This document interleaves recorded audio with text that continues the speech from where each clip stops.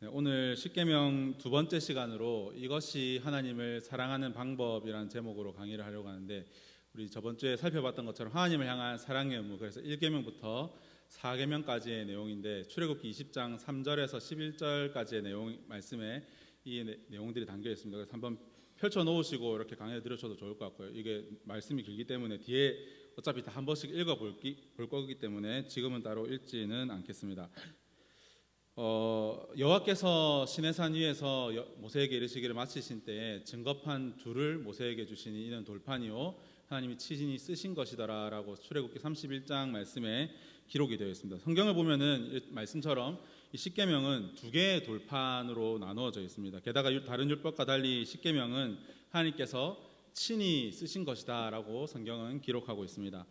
일반적으로 한쪽 돌판에는 1계명부터 4계명까지가 기록이 되어 있고, 또 다른 한쪽에는 5계명부터 10계명까지 새겨져 있다라고 해석을 합니다. 그래서 제가 이걸 하려고 산 건 아니고, 누가 예전에 제 생일 선물로 우리 교회에서 누가 줬습니다. 아는 사람은 알 텐데 10계명 두 돌판 있는 이걸 카카오톡에 선물하기로 제가 받았습니다. 그래서 여기는 4계명까지 안 돼 있고 3계명까지 돼 있고 4계명부터 10계명까지 돼 있는데, 하여튼 10계명 두 돌판이 이렇게 나누어져 있다라고 이렇게 많은 사람들이 해석을 합니다.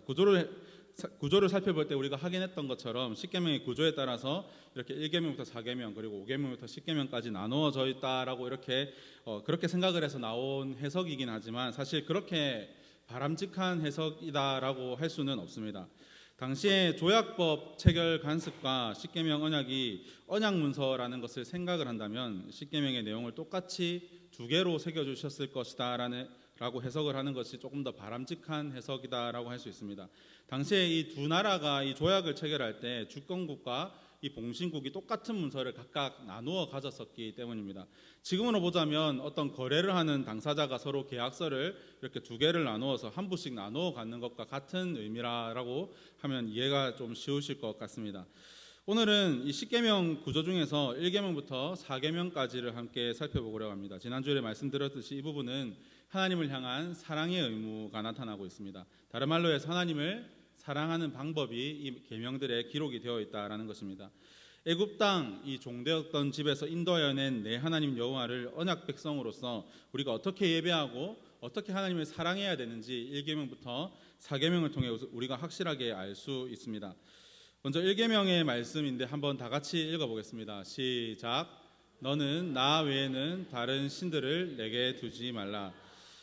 이 지금 말씀을 받는 대상들을 향해 하나님은 너희가 아니라 너라고 이렇게 말씀하고 있습니다. 십계명을 잘 읽어보시면 아시겠지만 이 서문을 포함해서 십계명 전체에는 하나님은 너희가 아닌 너라고 이렇게 말씀하고 계십니다. 십계명은 이스라엘 백성 전체에게 주시는 말씀인데 왜 너희가 아닌 너라고 하셨는 것인지 한번 생각해 보신 적 있으십니까? 십계명이 이스라엘 백성 전체에게 주어진 것이긴 하지만 이 이스라엘 공동체에 속한 개개인 모두가 이 언약의 말씀인 십계명을 받고 지켜야 하기 때문입니다. 하나님은 가장 먼저 이스라엘 백성들에게 너는 나 외에는 다른 신들을 내게 두지 말라라고 말씀하고 계십니다. 여기서 나 외에는 이라는 말은 히브리어 원문에서 내 앞에 아니면 내 얼굴 앞에라는 말로 되어 있습니다. 즉 1계명의 이 표현은 하나님께서는 하나님 앞에 우리가 다른 어떤 신을 두는 것을 매우 노여하시고 그 죄를 엄격하게 다스리신다라는 그런 의미입니다. 이것은 하나님의 입장에서 생각해 볼 때 너무나도 당연한 것이었습니다. 지금 하나님은 시내산에서 이스라엘 백성들과 언약을 맺고 계시는 중이었기 때문입니다. 이 언약이다라는 것은 당사자끼리 매우 특별한 관계를 맺는다라는 것을 의미합니다. 당사자 외에는 다른 대상이 절대 끼어줄 수 없는 아주 폐쇄적인 관계가 바로 이 언약입니다. 구약에서 하나님과 이스라엘의 관계가 어떻게 묘사되는지 혹시 기억이 나십니까? 크게 우리 잘 아는 세 가지 정도가 있는데, 왕과 백성의 관계로 성경에 기록이 되고, 또 아시는 게 있으십니까? 성경 많이 읽으시던데. 척 안 하십니까? 척 모르는 척 하시는 겁니까? 성경을 모르시는 건가요? 자, 왕과 백성으로 이렇게 성경에 비유가 되기도 하고, 아버지와 아들의 관계로 비유되기도 하고, 또 하나는 마지막 하나가 있는데, 네? 누구 담당 부서인지 참 마음에 듭니다. 자, 남편과 아내로 이렇게 묘사가 됩니다. 그 중에서 언약 관계에 있어서 가장 생생한 비유를 이 세 가지 중에서 고르라라고 말한다면 이 남편과 아내의 관계다라고 말할 수 있습니다. 이 결혼은 이 세상의 어떤 관계보다 더욱더 친밀하고 은밀하며 가장 깊은 차원의 인격적인 관계이기 때문입니다. 하나님은 지금 십계명이라는 이 언약을 통해서 우리와 이런 결혼 관계를 맺고 싶어 하십니다. 즉 하나님은 우리의 남편이 되시고 우리는 하나님의 아내가 된다라는 것입니다. 그래서 하나님은 지금 이스라엘 개개인에게 너는 내 앞에 다른 어떤 사랑의 대상도 두지 말라라고 말씀하고 계십니다. 해외 여행을 가시면은 인도 사원을 한 번씩 발견하게 될 수가 있는데, 인도 사원을 가보면은 온갖 신들의 형상이 인도 사원 입구 이제 대문 입구인데 입구 위에 이렇게 온갖 신들의 형상들이 있습니다. 인도에는 지금 인구수를 보니까 14억 4천만 명이 넘게 인도에 사람이 살고 있는데, 인도에는 사람 수만큼 인도에 신이 있다라는 말이 있을 정도로 많은 신들이 인도에 있습니다. 또 우리 주변의 나라 이 일본도 만만찮은 게, 일본에는 이 마을 수만큼 신이 있다라는 말이 있을 정도로 일본에도 많은 신들이 있습니다. 그러니까 이 세상에는 우리가 상상하지 못할 정도로 많은 신들이 있고 또 많은 사람들이 그 신들을 믿고 있습니다. 그런데 이 세상에 하나님 외에 다른 신이라는 것이 존재한다고 생각하십니까? 하나님 외에 다른 신이라는 것은 없습니다. 아예 존재하지 않습니다. 인간의 소망이 만들어낸 어떤 허구의 존재일 뿐입니다. 그럼에도 불구하고 하나님께서 다른 신들을 두지 말라고 하신 이유는 하나님보다 다른 어떤 대상을 더 사랑하면 마치 그것이 신들처럼 된다는 그런 이유 때문입니다. 만약 여러분이 돈을 하나님보다 더 사랑하면 돈이 신이 됩니다. 재물을 더 사랑하면 그 재물이 더 우리에게 신이 되고, 심지어 남편과 아내를 더 사랑해도, 자녀를 더 사랑하셔도 하나님보다 더 사랑한다면 그것이 바로 우리의 신이 됩니다. 하나님보다 더 사랑하는 그것들이 나의 삶을 지배하고 내 마음을 하나님으로부터 빼앗아가기 때문입니다.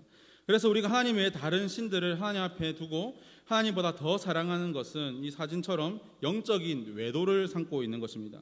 우리의 남편이신 하나님을 앞에 두고 다른 사랑의 대상을 찾는 것이기 때문입니다. 하나님은 애굽 땅 이 종되었던 집에서 나를 인도해 내시고 이제부터 나만을, 우리만을 사랑하시기로 하나님은 작정하셨습니다. 다른 모든 백성들, 그러니까 이스라엘 백성들보다 더 강하고 더 잘났고 더 부유한 그런 모든 백성들을 뒤로하고 이제 나와 특별한 관계를 맺기로 하나님은 작정하셨다라는 것입니다. 나 스스로는 속박의 땅에서 절대로 나올 수가 없기 때문에 하나님의 전능하신 능력과 또 전적인 은혜로 우리를 구원해 주셨습니다. 그러면 우리는 어떤 삶을 살아가야 하는 것입니까?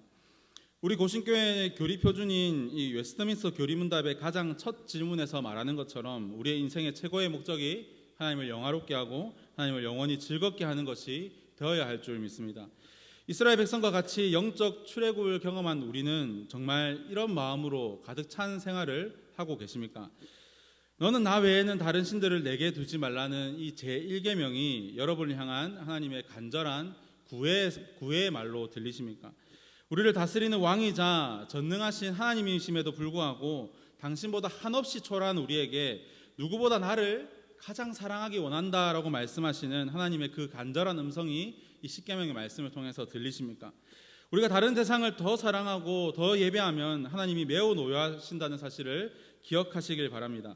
나를 위해서 당신의 어린 양을 희생하신 그 하나님의 사랑 때문에 우리가 다른 신들을 하나님 앞에 두는 그 죄를 엄격하게 다루신다는 것입니다.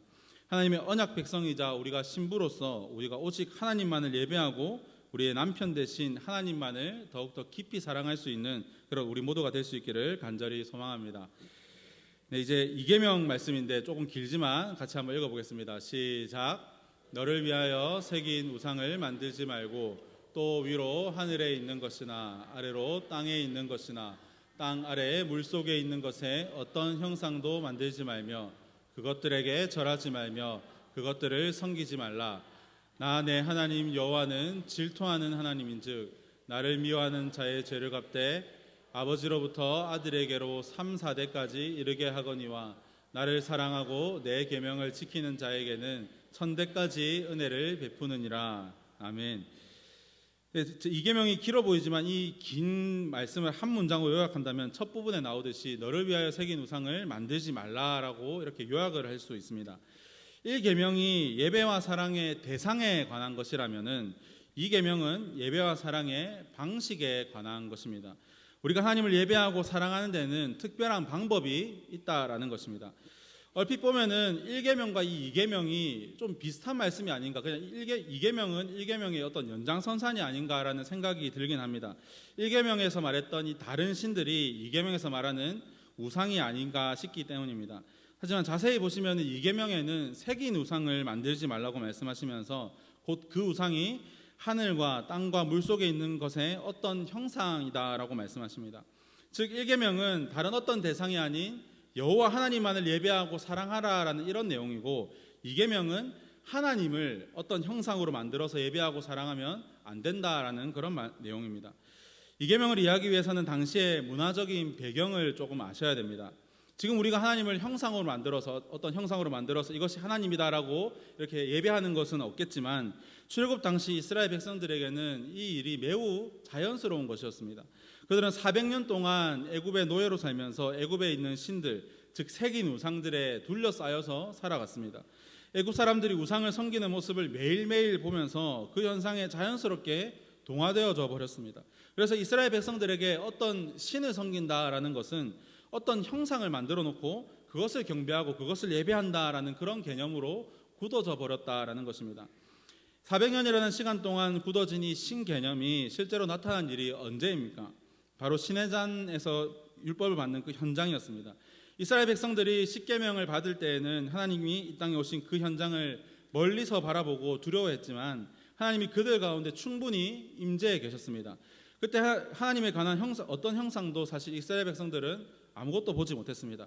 한편 그들을 중재하던 모세가 산에 올라가서 40일이라는 시간 동안 소식이 없자 백성들은 점점 불안해지기 시작했고, 하나님이 없는 내적 공허함이 그들 가운데 밀려오기 시작했습니다. 그러자 이스라엘 백성들은 아론을 부추겨서 금을 가지고 와서 조각칼로 새겨서 송아지 형상을 만들고 이렇게 이야기를 합니다. 이스라엘아, 이는 너희를 애굽 땅에서 인도하여 낸 너희의 신이로다. 심지어 다음 날을 여호와의 절일이라고 이렇게 공포를 하고 그 앞에 제물을 드리고 예배하기까지 합니다. 충격적인 모습이지 않습니까? 하나님을 예배하지 않아서가 아니라 이 금송아지를 만들어 놓고 그 앞에서 이 금송아지가 우리의 하나님이다라고 그것을 예배한 것입니다. 수백 년 동안 굳어진 눈에 보이지 않는 신의 개념이 그들 가운데 눈앞에 현실로 나타난 것입니다. 자신들을 애굽에서 인도해낸 하나님도 자신들의 눈에 보여야 한다라는 것입니다. 그래서 이스라엘 백성들은 십계명을 받는 그 자리에서 2계명을 어기는 무서운 죄를 범하고 말았습니다. 오늘날 우리도 마찬가지일 수 있습니다. 물론 우리는 이스라엘 백성들처럼 어떤 형상을 만들어 놓고 이것이 하나님이다라고 말하면서 하나님을 예배하지는 않습니다. 그렇다고 해서 우리는 이 2계명에서 자유로울 수 있는 것이 아닙니다. 왜냐하면 2계명이 궁극적으로 금지하는 것은 세상이 우상을 섬기는 방식으로 하나님을 예배하지 말라라는 것이기 때문입니다. 마치 이스라엘 백성들이 금송아지 형상을 만들어 놓고 우리는 하나님을 예배한다라고 생각했던 것처럼 말입니다. 우리도 하나님을 예배하는 일에 우상을 섬기는 세상의 방식이 들어와 있지 않은지 꼼꼼하게 한번 잘 확인해 보셔야 합니다. 토속신앙을 섬기는 몇몇 사람들을 이제 제외하면은 어떤 자연물의 형상을 세워놓고 거기에 절하고 그것을 향해서 예배하는 경우는 사실 거의 없습니다. 그런 점에서 현대 그리스도인들은 이 고대의 성도들, 이 성경책에 기록된 성도들과는 다른 방식의 영향을 받고 있습니다. 이제 사람들은 눈에 보이지 않는 형상을 예배합니다. 현대인들은 자신의 지성에서 나오는 보이지 않는 형상을 절대 신뢰하면서 그것을 숭배하고 있습니다. 즉 내가 생각하는 어떤 가치가 절대적인 것이다 라고 믿고 그것에 대해서 누구와도 대화하거나 타협하지 않으려고 합니다. 내 생각이 어떤 사실에 대해서 굳어지면은 다른 주장을 하는 어떤 사람의 말은 듣지 않고 들으려고 하지도 않고 생각하려고 하지도 않는다라는 것입니다.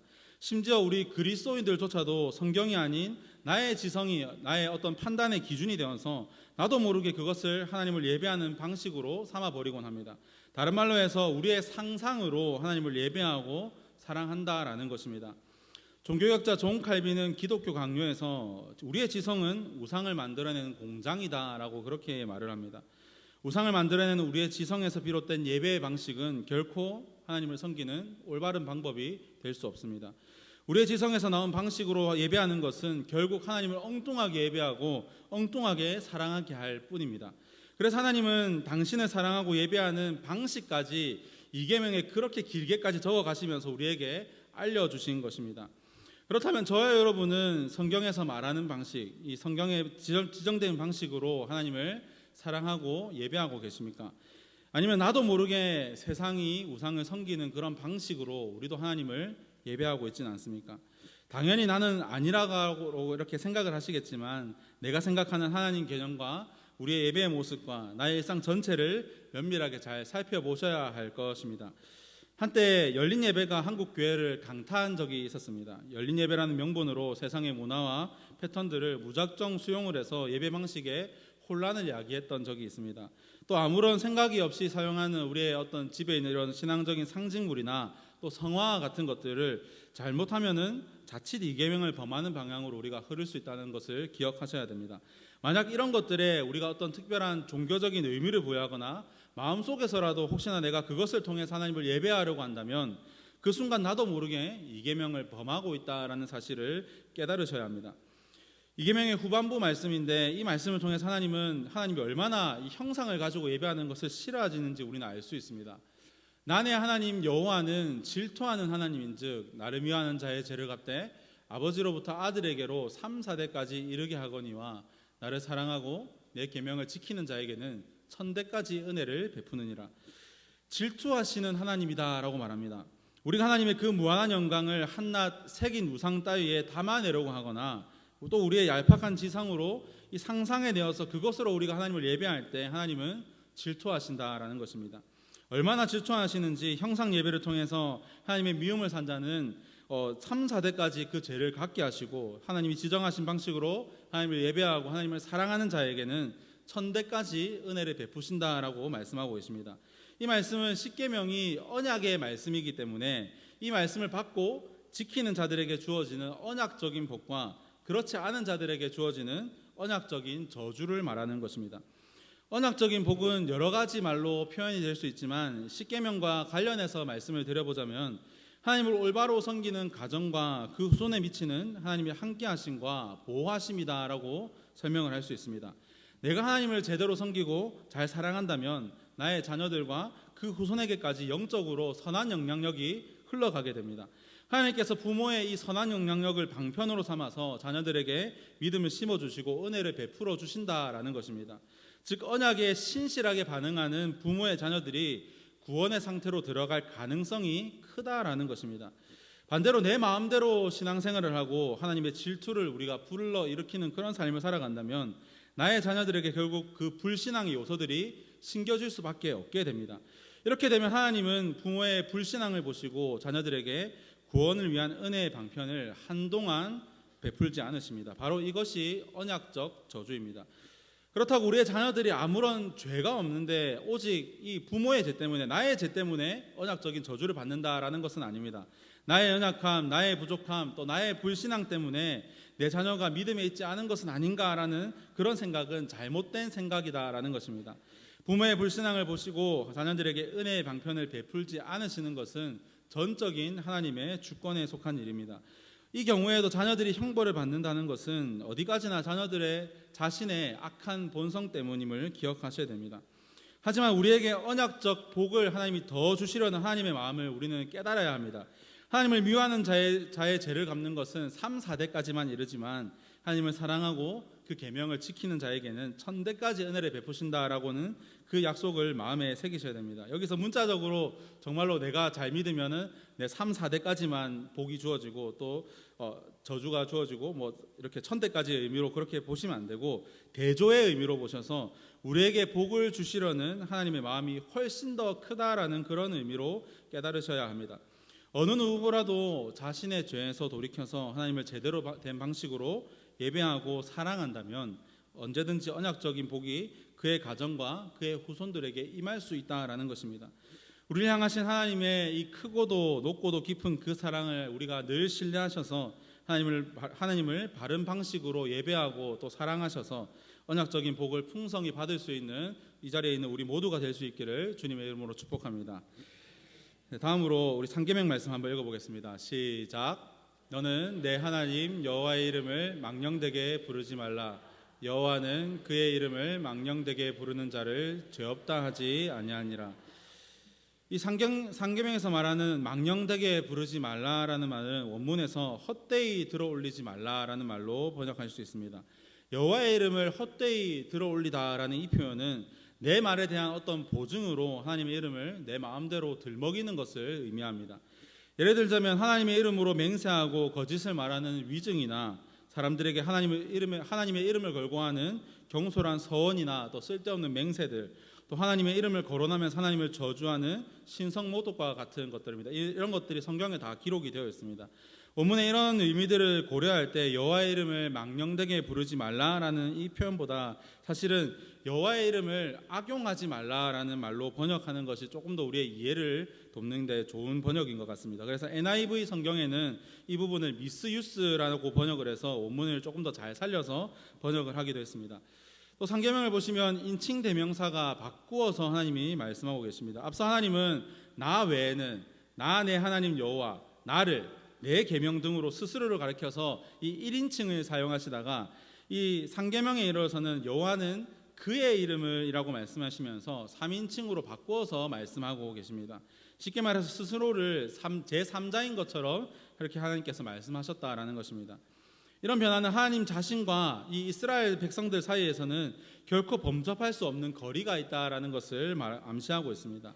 하나님께서는 지극히 거룩하시고 가장 높으신 분이심을 늘 기억하고 우리가 하나님의 이름을 악용하는 일이 없도록 각별하게 주의를 기울이라라는 그런 말씀입니다. 하나님 이름이 어떤 이름입니까? 지난주에 말씀드렸듯이 다른 대상에게 의존하지 않으시고 스스로 존재하시는 분으로서 그런 이름입니다. 당신의 백성과 언제나 함께 하시는 언약의 하나님이라는 이름입니다. 또한 나의 비참한 인생을 그냥 내버려 두지 않으시고 반드시 하나님이 원하시는 곳으로 인도해 내신다라는 그런 하나님의 이름입니다. 지난주에 말씀드렸듯이 우리는 하나님의 이름을 제대로 인식하는 거룩한 감각을 키워나가야 합니다. 하나님의 이름을 은연중에라도 내가 악용하지 않겠다라는 이런 거룩한 결단이 우리 가운데 있어야 됩니다. 한국교회가 이 상계명을 잘 지키기 위해서 노력한다면 아마 세상의 손가락질을 조금은 덜 받을 수 있지 않을까라는 그런 생각이 듭니다.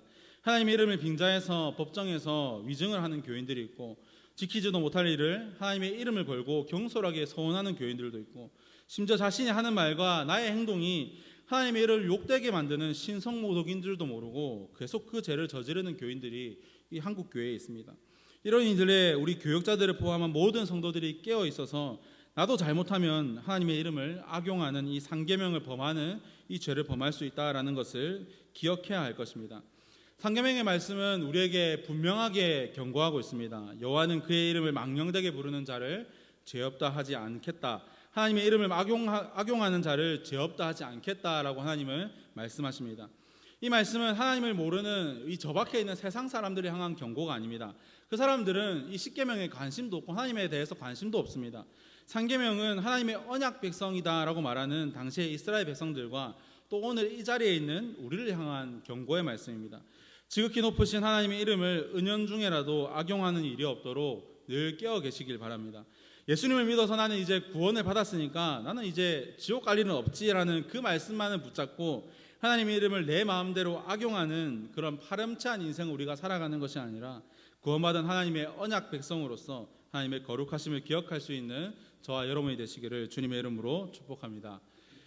우리 마지막으로 사계명 말씀 다 같이 한번 읽어보겠습니다. 시작. 안식일을 기억하여 거룩하게 지키라. 엿새 동안은 힘써 내 모든 일을 행할 것이나 일곱째 날은 내 하나님 여호와의 안식일인즉 너나 내 아들이나 내 딸이나 내 남종이나 내 여종이나 내 가축이나 내 문 안에 머무는 객이라도 아무 일도 하지 말라. 이는 엿새 동안에 나 여호와가 하늘과 땅과 바다와 그 가운데 모든 것을 만들고 일곱째 날에 쉬었음이라. 그러므로 나 여호와가 안식일을 복되게 하여 그날을 거룩하게 하였느니라. 이 앞서 읽었던 1계명부터 3계명까지의 말씀과 이 4계명이 조금 다른 포인트가 있는데 혹시 눈치채신 분이 계십니까? 조금 다른 포인트가 있습니다. 맨 위에 줄에 다른 포인트가 있습니다. 지키란데 이 조금 뭐가 다른지 이해가 되십니까? 눈치를 전혀 못 채셨군요. 안식 1계명부터 3계명까지의 말씀은 무엇을 하지 말라라는 이 부정형으로 명령하시는데 이 안식일에 관한 이 4계명 말씀만이 오직 뭐뭇을 하라라는 긍정 명령형으로 기록이 되어 있습니다. 그만큼 이 4계명은 뭐뭇을 하라라는 말씀에 초점이 맞춰져 있다라는 것입니다.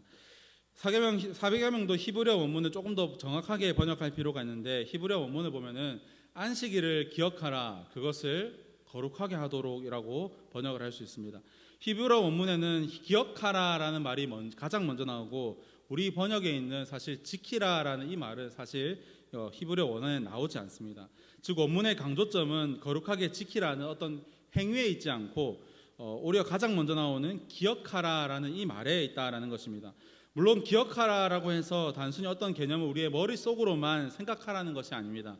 그 의미를 제대로 기억하면 반드시 어떤 특정 행동이 우리 가운데 따르게 되어 있습니다.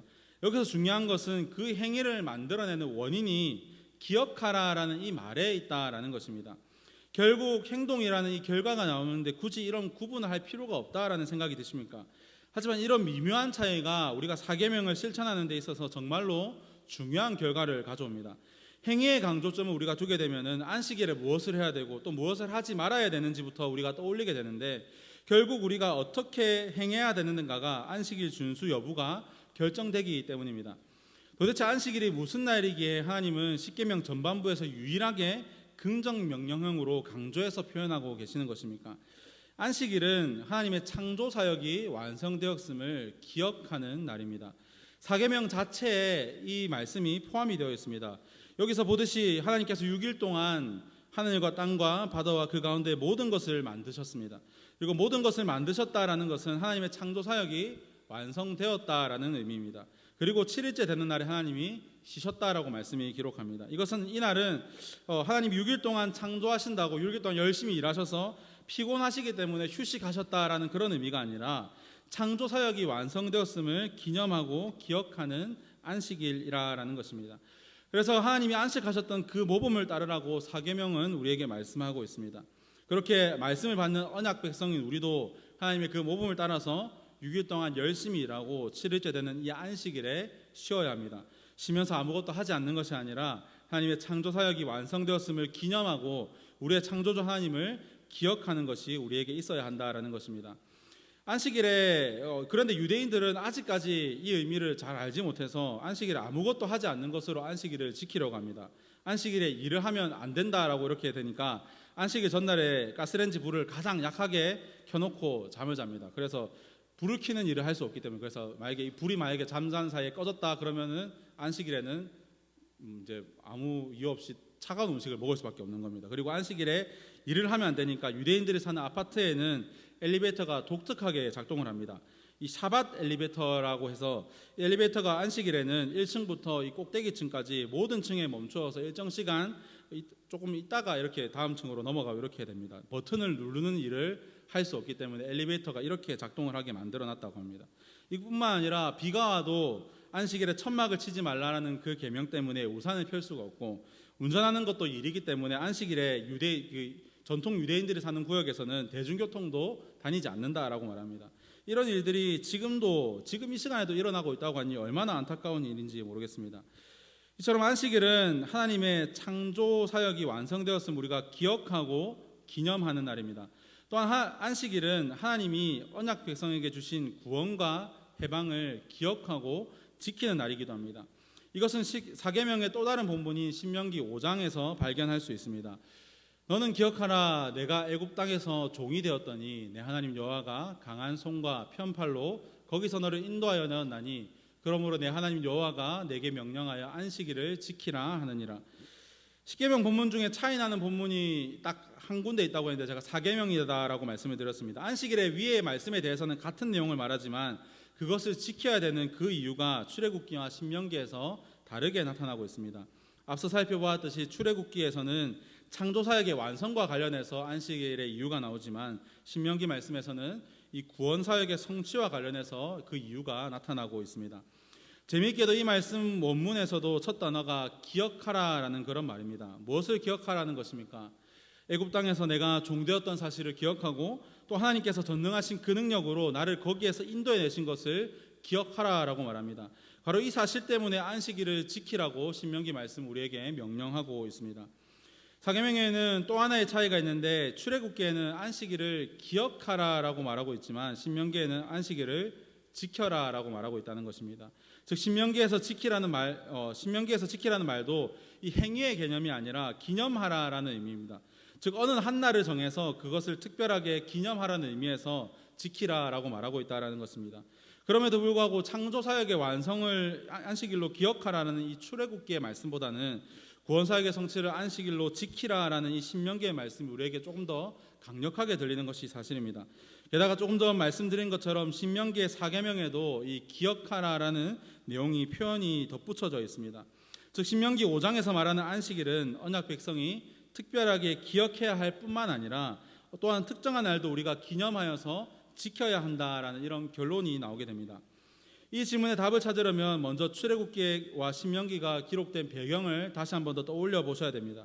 출애굽기의 십계명은 시내산에서 하나님이 이스라엘 백성에게 들려주신 계시의 말씀이고, 신명기는 그들이 요단강을 건너기 전에 들었던 모세의 마지막 설교의 말씀입니다. 그리고 출애굽기의 십계명을 받은 사람들은 하나님의 능력으로 출애굽 사건을 경험한 당사자들이었습니다. 그렇기 때문에 신명기 본문처럼 굳이 출애굽 사건이 언급되지 않은 것일 수도 있습니다. 반면에 신명기의 십계명을 받은 사람들은 모세를 포함해서 여호수아와 갈렙들 그리고 일부 몇몇 사람들을 제외하고는 아무도 출애굽을 경험한 사람이 없었습니다. 광야에서 40년 동안 지내며 하나님을 원망하다가 당시에 20세 이상의 출애굽 1세대는 다 죽었기 때문입니다. 이제 출애굽 2세대는 하나님이 약속하신 가나안 땅으로 들어가기 직전에 있었습니다. 그곳은 하나님이 안식을 약속하신 땅이었습니다. 이런 상황에서 모세는 안식일 계명이 원래 어떤 상황에서 주어졌는가를 그들에게 상기시키고 있는 것입니다. 그들의 조상이 하나님의 강한 손과 그 편팔로 출애굽 사건을 경험한 후에야 안식일 계명을 포함한 이 십계명의 말씀을 받았다라는 것입니다. 그래서 모세는 안식의 땅으로 들어가기 전에 여호와께서 이전에 어떤 일을 행하셨는지 2세대의 자녀들이 기억하라라고 말하고 있는 것입니다.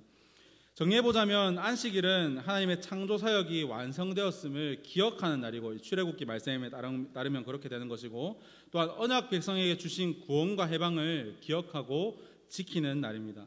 사계명을 지키고 기억해야 되는 이유를 다르게 기록하도록 하나님께서 섭리해 주셔서 말씀을 기록한 모세를 통해서 안식일의 개념을 다른 차원으로 발전시켜 나가셨습니다. 신약시대, 이 교회 시대를 살아가고 있는 우리는 신약의 비추심을 받아서 이 십계명의 두 본문을 잘 살펴보아야 합니다. 지난주에 말씀드렸듯이 이스라엘 백성들이 경험한 이 출애굽은 우리가 죄의 속박에서 구원받는 것을 보여주는 그림자 사건입니다. 그렇다면 신명기 본문이 말하는 것은 우리가 죄로부터 구원받았기 때문에 하나님께서 명령하신 안식일을 지키라라는 것이었습니다. 우리가 어떻게 죄로부터 구원을 받았습니까? 예수 그리스도의 십자가와 부활을 통해서 우리의 죄를 용서받고 우리는 영적인 출애굽을 경험하게 되었습니다. 애굽 땅, 이 종되었던 집에서 우리를 인도해 내신 궁극적인 사건이 바로 예수님의 십자가 죽으심과 부활이다라는 것입니다. 이런 의미가 사계명에 담겨 있습니다. 우리가 지금 주일을 안식일로 지키는 이유가 바로 여기에 있습니다. 구약의 안식일은 한 주의 마지막 날인 토요일로 지켰지만 우리의 제사함을 확증하는 주님의 부활이 이 일요일에 일어났기 때문에 우리는 더 이상 토요일을 안식일로 지키지 않습니다. 그래서 신약의 교회는 구약의 안식일 대신에 예수님께서 부활하신 일요일을 주님의 날, 이 말을 줄여서 주일이라고 이렇게 말하고 기념해서 지키기 시작했습니다. 실제로 초대교회는 안식일, 즉 토요일, 이 한 주의 첫날에, 토요일 후에 한 주의 첫날에 모이기 시작했습니다. 이날에 우리 예수님께서 부활하셨기 때문에 우리를 죄의 속박에서 이끌어내신 그날을 하나님의 섭리 가운데서 기억하고 지키는 것이 바로 이 안식일이다라는 것입니다.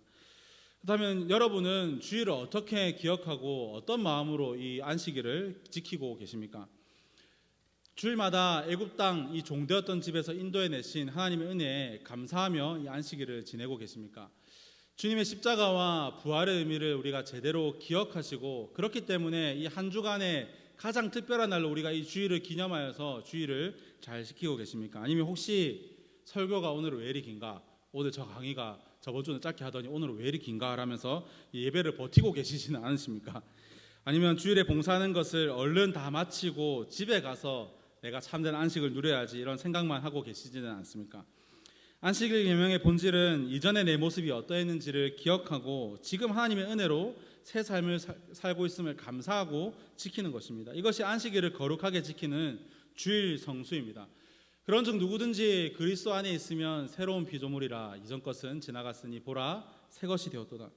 우리는 예수님의 죽으심과 부활을 통해서 새로운 피조물이 되었습니다. 이전에는 죄의 노예로 애굽에서 종노릇 하던 자들이었는데 이제는 하나님 나라의 백성으로서 하나님의 자녀로 변화되었습니다. 우리가 안식일을 주일로 지키며 이 일을 기억하고 기념하는 것이 우리가 예수님 안에서 새로운 피조물이 되었음을 드러내는 것이기도 함을 기억하셔서 기쁨으로 이 안식일을 우리가 잘 기억하시고 거룩하게 지킬 수 있는 우리 모두가 될 수 있기를 주님의 이름으로 축복합니다. 마지막으로 이 10계명, 이 1계명부터 4계명 말씀을 한번 정리하면서 오늘 강의를 마치고자 합니다. 1계명은 우리의 사랑과 예배의 대상이 누구인지에 대해서 말하고 있는 것이고 2계명은 우리가 어떤 방식으로 하나님을 예배하고 사랑해야 되는지, 그리고 3계명은 우리가 어떤 태도로 하나님의 이름을 대해야 되는지, 4계명은 우리가 어느 날을 구별하여 그 날을 기억하고 지켜야 하는지 우리에게 말해주고 있습니다. 이 모든 것은 우리가 어떻게 하나님을 사랑해야 될지에 관한 하나님의 말씀입니다. 우리가 예배 시간에 하나님께 사랑합니다 라고 말하고 우리의 찬양으로 또 기도로 이런 고백들을 많이 하시는데 우리가 하나님을 사랑하는 최고의 지침이 바로 이 1계명부터 4계명까지의 말씀을 통해서 하나님이 우리에게 말씀해 주십니다. 하나님을 사랑하는 우리는 하나님 앞에 다른 신들을 두지 않으며 하나님을 올바른 방법으로 하나님을 예배하며 어떤 경우에라도 하나님의 이름을 악용하거나 오용해서는 안 됩니다. 또한 주일마다 예수 그리스도의 십자가와 부활을 기억하면서 이 주일 안식일을 지키셔야 됩니다.